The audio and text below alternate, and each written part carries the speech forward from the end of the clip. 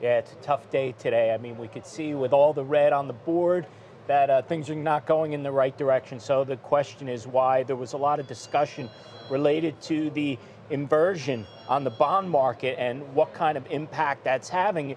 Does that mean that we're heading into a recession? Sure. That's where we were in 2007, and for the last 50 years, that's been a key indicator as to where we're going. However, I don't necessarily think that we're going there in spite of everything that we see going on right now. That inversion in the treasuries, let's see how long that lasts. Is that a temporary blip? And even if we were going into a recession, that indicator still is going to put us out 18 to 24 months historically. Yeah. So what happened this week and last week? What really pushed the yield curve to invert? I personally think that what we're seeing in Europe and Japan is we have negative interest rates on their 10-year bonds. So where is money moving? Money is moving into the United States. So you have this flood of money coming into the 10-year treasuries. Right, they're not going to equities. Right, absolutely, they're not going to equities. So what's happening is we're bringing down those rates, causing this inversion.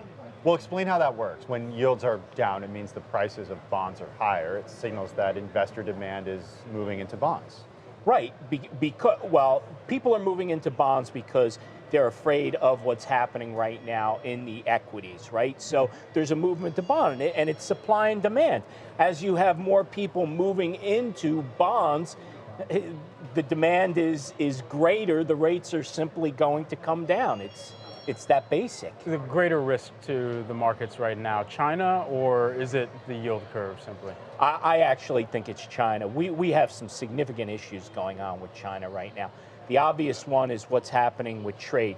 We got some good news, or what appeared to be good news, from the president, where he said, you know what, we're going to push off the tariffs until December. We want to be mindful of our holiday season and make sure no one gets hurt. Well, some of the items that are on the list that are set to go, that have tariffs set to go on them, including electronics, some products from retailers, but there are still 10% tariffs that are set to go into Yes, effect. it's not on every single product, but what he's trying to do is he's trying to protect retail through the holiday season, which is an interesting thing, right? Because the president has said many times, we are collecting all these tariffs from China.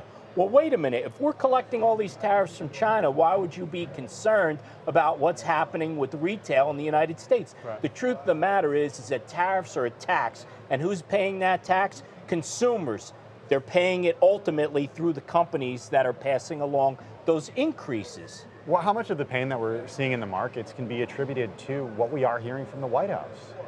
Well, I think it definitely plays a role. There's no question about it. I think the market is not particularly happy with the way things are going with trade. I mean, the fact that Trump backed off a little bit means, hey, maybe this isn't going as well as we thought, and are we really going to get a good deal? Not a deal. I think we could have a deal tomorrow. Yeah. The question is whether we can get a good deal. And I think there's a lot of uncertainty there that the market is paying attention to. It's not just protectionism between U.S. and China. There are other countries as well that are taking more of an approach of, hey, we want to protect our businesses at this time of turmoil and volatility. And so if you do enter into a protectionist state where countries are simply looking out for themselves, their own businesses, what does that spell out for foreign investment into each other's businesses, into each other's infrastructure, countries? Do you see that shut down, and how does that impact some of the businesses right here in the U.S.? Well, maybe that's the new way that the world operates. World War III through economics, right? Wow.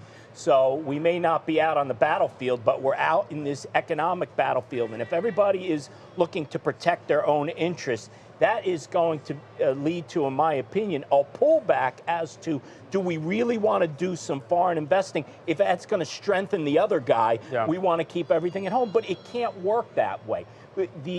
All economies are really tied to a global economy right now. Hence why we're seeing, I'll go back to the inversion on the bond rates for a moment.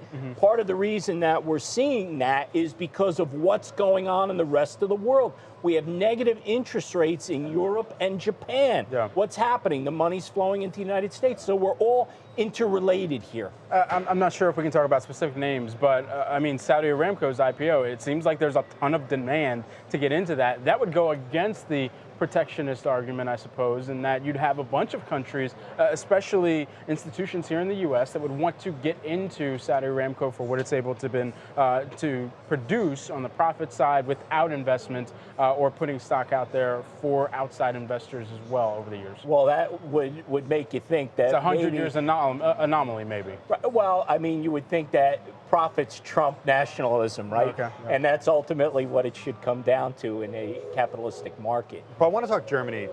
What do you make of Germany's shrinking economy? How are you reading into that and the effect of the U.S.? I think that Germany's got some real concerns, and part of the reason for that is what's going on with Brexit, right? So you got Boris Johnson, Prime Minister of the UK, is saying we're out by October 31st.